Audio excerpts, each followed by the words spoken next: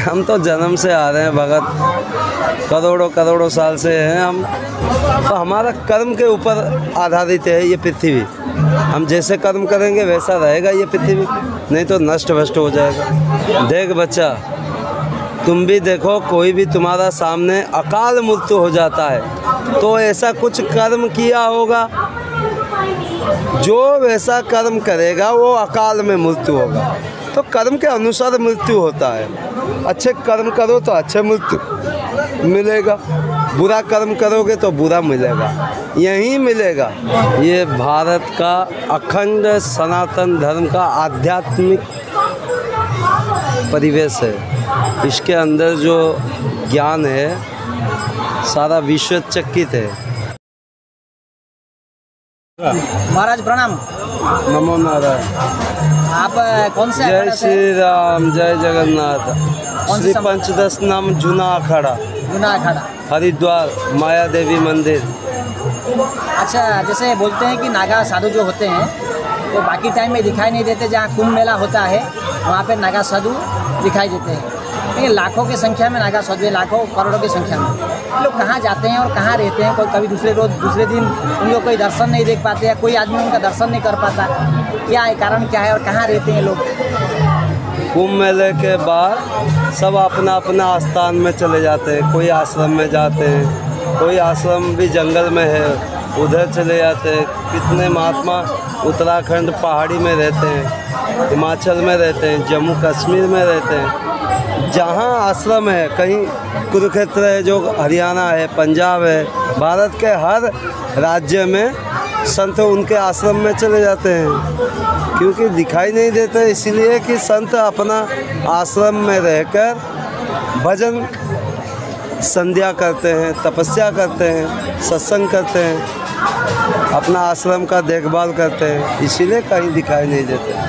देखो, ये खंडगिरी मेला तो जब से माता रानी 12 भुजा माता है उनसे शुरू हुआ है। तो ये मेला को थोड़ा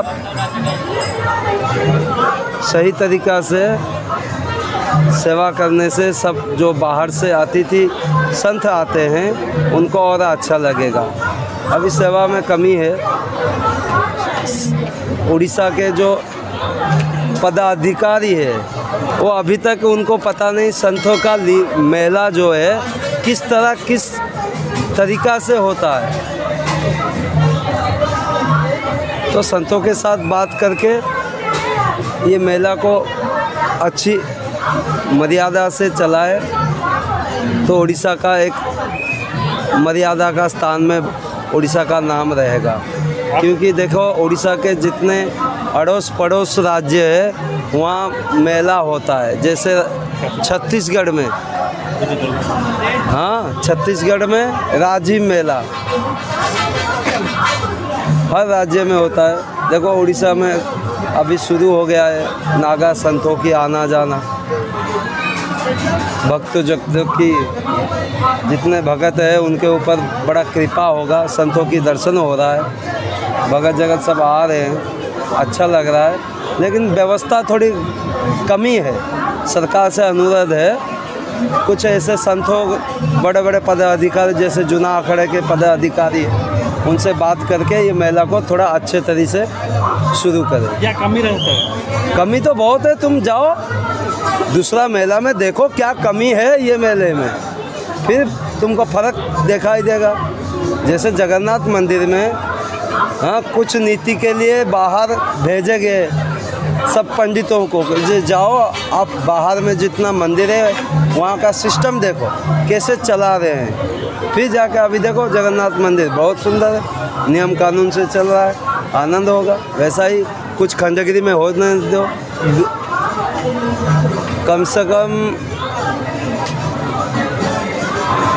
हम तो जन्म से आ रहे हैं भगत, करोड़ों करोड़ों साल से हैं हम संत हैं। ऐसे 20 साल हो गया। कहाँ पर रहते हो? कहाँ? हरिद्वार माया देवी मंदिर में। अच्छा महाराज, जैसे नागा साधु है जो सनातन धर्म को सदियों से बचा के रखा है, इसका प्रमाण भी है। क्योंकि नागा साधुओं ने, चाहे मुग़ल हो, चाहे उससे पहले जो राजा महाराजा थे या विदेशी शासक थे, उनके मतलब जो अत्याचार होते थे उनसे सनातन को बचाया है। लेकिन आज की डेट में जिस प्रकार चल रहा है, जिस प्रकार कल की या जो कलयुग में जिस प्रकार लोग आज हो रहे हैं, जो अत्याचार अन्याय कर रहे हैं, जिस प्रकार मालिका बता रहा है या भविष्यवाणी बता रहा है कि आगामी भविष्य में कुछ कल की भगवान आएंगे। आपको भी मालूम है कि 10 अवतार में से कल की अवतार है वो आखिरी अवतार है। तो ये जो बोल रहे हैं मालिका में या भविष्यवाणी में जो लिखा गया है, भागवत में भी, श्रीमद् भगवत गीता में भी लिखा गया है कि आगामी भविष्य में क्या वो कल की आने वाले हैं, और ये जो कुछ भी जो मतलब अन्याय अत्याचार कर रहे हैं उनका मतलब विनाश होने वाला है। देखो, ये सब से शब्द से जो विनाश हो जाएगा, ये हो जाएगा, ये मनुष्यों को डराओ मत। कभी पृथ्वी विनाश हुआ है ना होगा। तो सोचो, हम जो गलती कर रहे हैं उसको सुधार करें तो प्रकृति के ऊपर अच्छी प्रभाव आएगा। ठीक है, तो हमारा कर्म के ऊपर आधारित है ये पृथ्वी।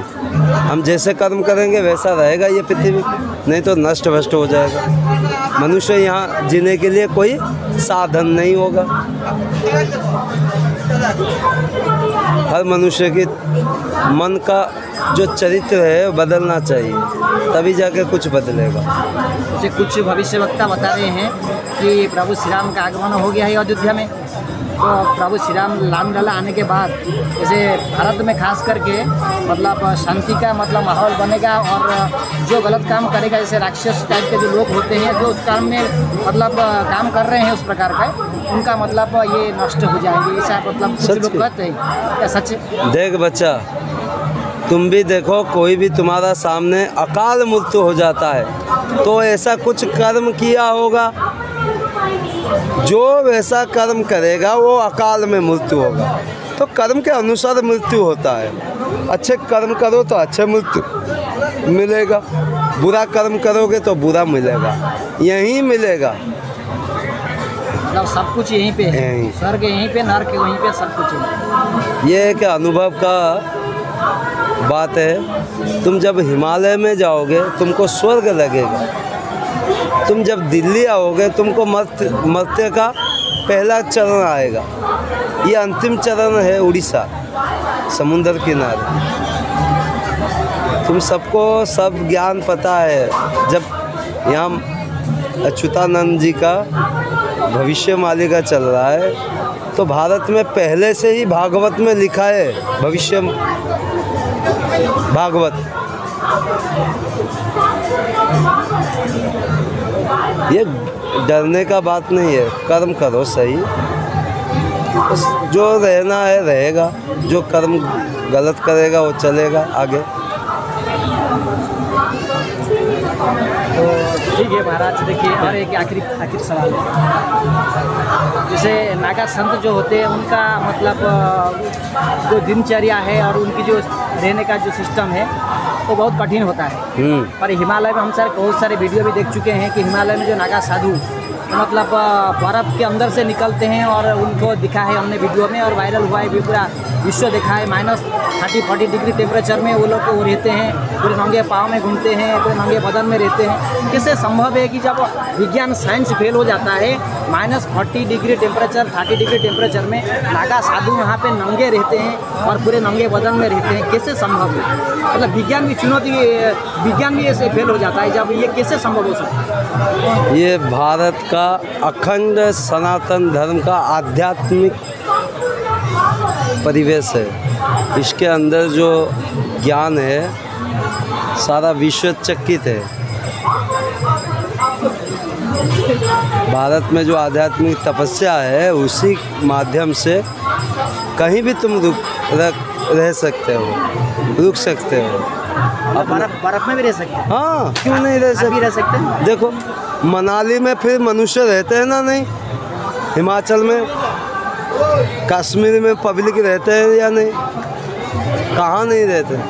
तुम यहाँ अभी ये मौसम को सहन कर रहा है, जब वहाँ जाओगे वहाँ भी सहन करोगे। केदारनाथ में भगत जगत जाते हैं या नहीं? जाते हैं ना।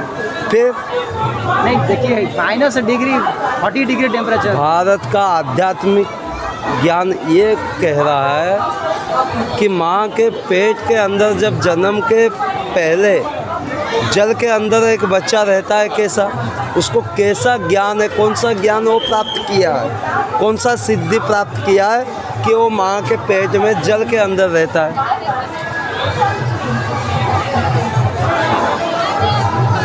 वही तो जब दिखते हैं हम, हमारा रोंगटा खड़ा हो जाता है वास्तविक। तो वही ज्ञान को अनुभव करके जो जागृत किया है वो संत कहीं भी रुक सकता है।